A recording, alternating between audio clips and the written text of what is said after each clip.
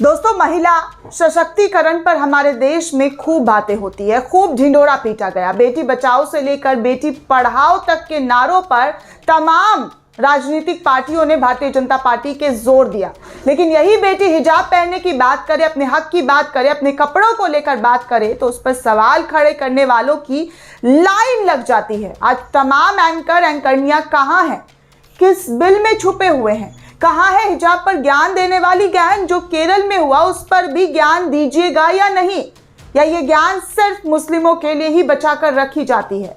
कैसे एक एक कदम पर मुसलमानों को बदनाम करना है, इसका पूरा ठेका इन लोगों ने ले रखा है। दोस्तों, एग्जाम के नाम पर लड़कियों के इनरवियर उतरवा दिए गए, लेकिन आज वो गैंग चुप है, खामोश है।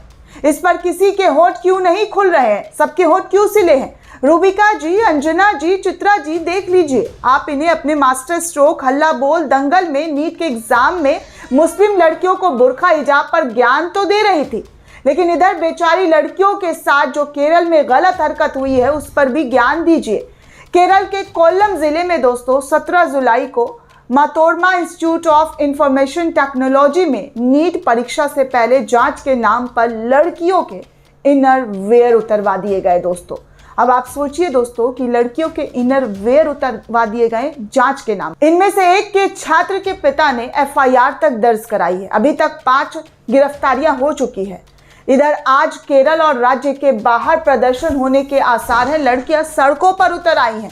जिन छात्रों का इस भयावह अनुभव से गुजरना पड़ा, उनमें से एक छात्र ने न्यूज एजेंसी से अपनी पीड़ा शेयर किया, अपना दर्द शेयर किया। छात्रा ने कहा कि 3 घंटे तक परीक्षा लिखते समय हम घबराए हुए थे, डरे हुए थे, हमारी मानसिक हालत अस्थिर थी, हमारे इनरवियर उतरवा दिए गए, हमारे पास दुपट्टा नहीं था और हम लड़कों के साथ बैठकर परीक्षा दे रहे थे, हम अपने बालों से खुद को ढकना पड़ा, ये सब बहुत बुरा एक्सपीरियंस था।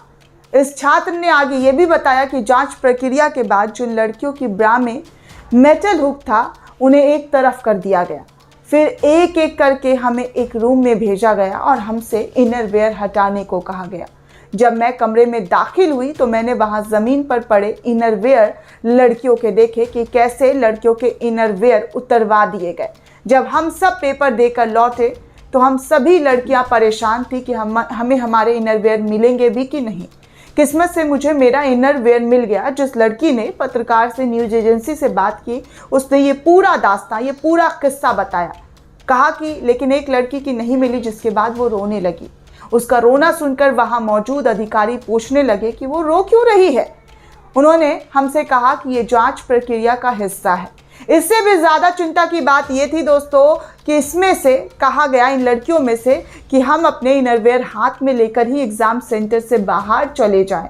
लेकिन हम सभी लड़कियां नहीं मानी और फिर से उसी रूम में जाकर इनरवियर पहनने के बाद ही हम सेंटर से बाहर निकले। अब आप सोचिए दोस्तों कि एक लड़की को उसका पहले तो इनरवियर उतरवा दिया गया, उसके बाद एग्ज़ाम के नाम पर उनको इतना मेंटली डिस्टर्ब किया गया, टॉर्चर किया गया। जब एग्ज़ाम देकर निकल रही हैं तो उसे कह रही हैं कि बाहर लेकर आप चले जाइए इनरवियर। इस मामले में महिला पुलिसकर्मियों को गिरफ्तार किया गया। इनमें से 3 महिला परीक्षा कराने वाली नेशनल टेस्टिंग एजेंसी NTA से थी, जबकि 2 महिलाएं कॉलेज से थे। पुलिस को इस बारे में 3 शिकायत मिली है। वहीं NTA ने फैक्ट फाइंडिंग कमेटी भी बनाई है।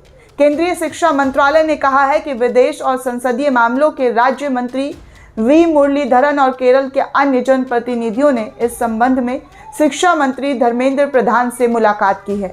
इस बारे में केरल की शिक्षा और सामाजिक न्याय मंत्री डॉक्टर R बिंदु ने भी केंद्रीय शिक्षा मंत्री को एक पत्र लिखा है। दोस्तों, आपको याद दिला दूं कि यह मामला 2017 में भी हुआ था, जब मई में 2017 में केरल में नीट की परीक्षा केंद्र में प्रवेश से पहले कुछ फीमेल कैंडिडेट्स के इनरवियर उतरवाने के मामले में 4 महिला टीचरों को सस्पेंड किया गया था।